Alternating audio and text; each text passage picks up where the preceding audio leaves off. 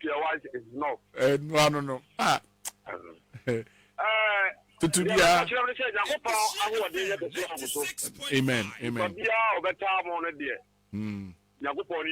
Sa. Ni mapa mo ye be kumasefo. Sa.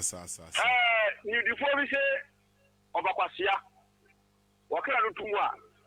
Neti ye ka nyansafo no on kasa e ko de be ka na ka ho. Sa. Ye sra ye ra se do gatia abre no. Wakra no tumu.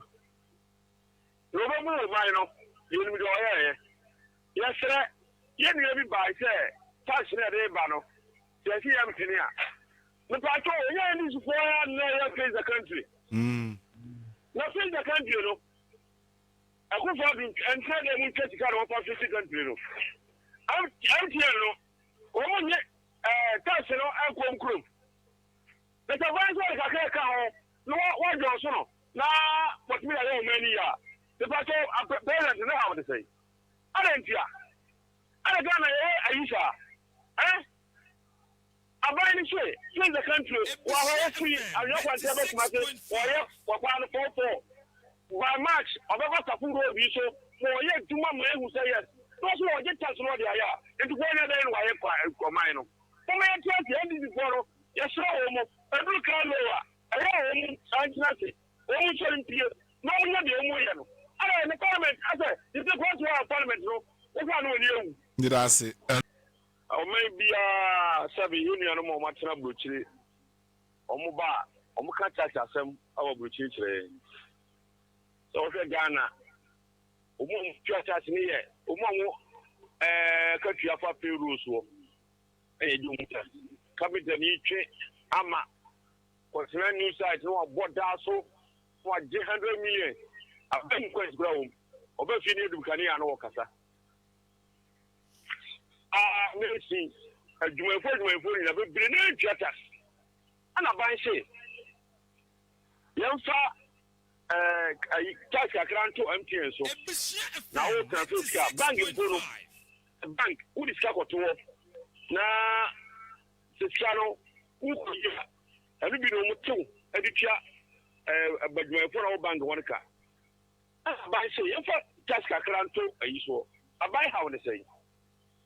Yeti Ghana ana nya baby yes na wani MTN for Aisha abami di chance to kura ade doso ofra kwa ina no mu jai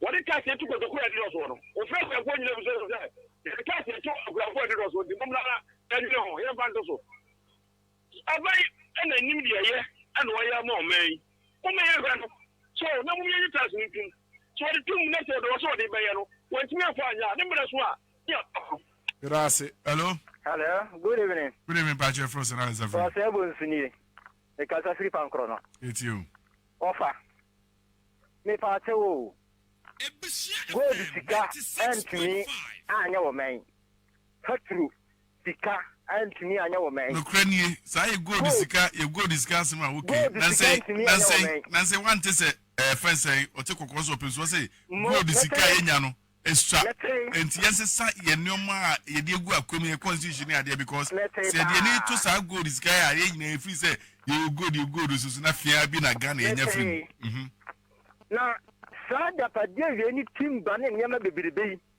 boxer diamond ya wa Ghana including cocoa coffee edie ne Nyankopon fanye yen enten enkuto everything our country want me anyam to ya ansa adwene ni nyansa anfa to yewi kako ana mo nya abre ho MPP fo nye serious wo mama penifo nye serious wo mom pebre mse gadu de nkebe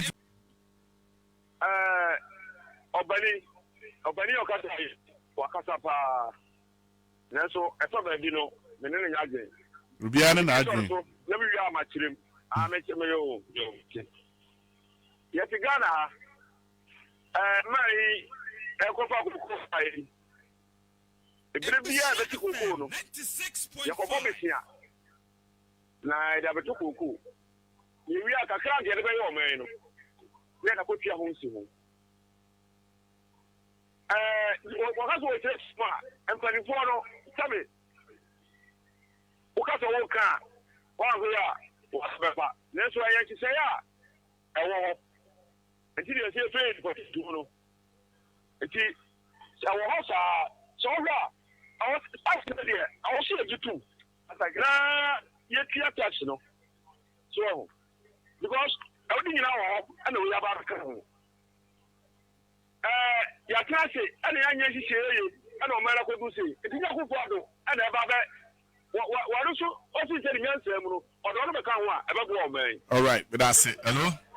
Hello, Bishop. American man, we got a free pizza. It's you. It's your Mozart now. What about Army and Sano? There were more call parliament. I said, come on, Nipam Hosso.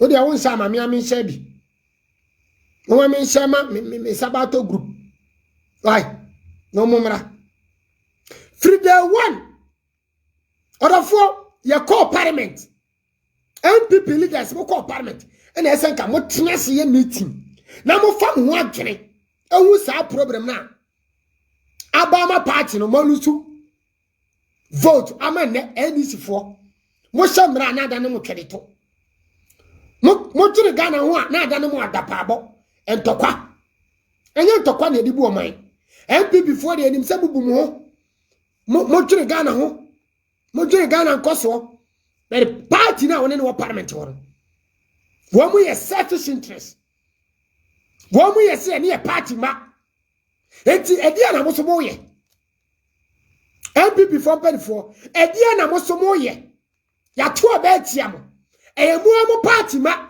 ene to abetia mo muamu party youth ene to abaya dai ema NDC muamu party members ene ko to abetia mo enti ka mu ko wura parliament wono mu ko wura ba bia ye hemra no arafo mo ma 1 minute na MZ Sabato ewuro bi wana me nso me ekonwai mo me so AC no sere be ya yebetimi adi nkomo acha ne sade ya uhuro no mame etimi enkeka masem o ma 1 minute etie for mesem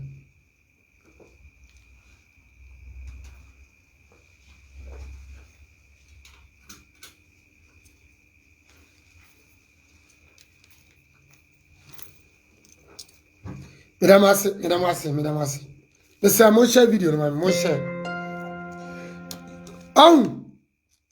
MPP for me say enka mo call parliament from day one esa ga mo start your homework na de enti ama me mani abra Sabato me ba sa ansam no so ne say na nim guase na nkura bi di ku MPP aban anu aduro na me ba dia joma ama ni NDC for ama nkura bi sika doma hiri ejira nkura bi achi se otumfo krom ene to abama MPP mutie bi otumfo adehye ene to aba kese ema MPP eye Ashanti region enti doma hiri ene NDC for mpanifo ese adu katiamo akwa apam se they will on Governor Akufo-Addo government. And this on Governor Akufo-Addo government. And this for searching. Don't mind him searching. And you see a near Akufo-Addo attempt. You knew 2 for attempt. Now you know 2 for us. You know Akufo-Addo was. And you bring Akufo-Addo as near brain PPS. You bring 2 for us. Now you bring MPPS. And you didn't make us because Ashanti region and I would you vote free. Eti edi Asante fo atem di Asante hinatema ni ebre MPP kuo na se menka se me be trouble wa ha o be me kire o se o ye MPP ni a emfa wo se wo free be central region wo free north wo free hin da bi ti ase ese MPP ye strong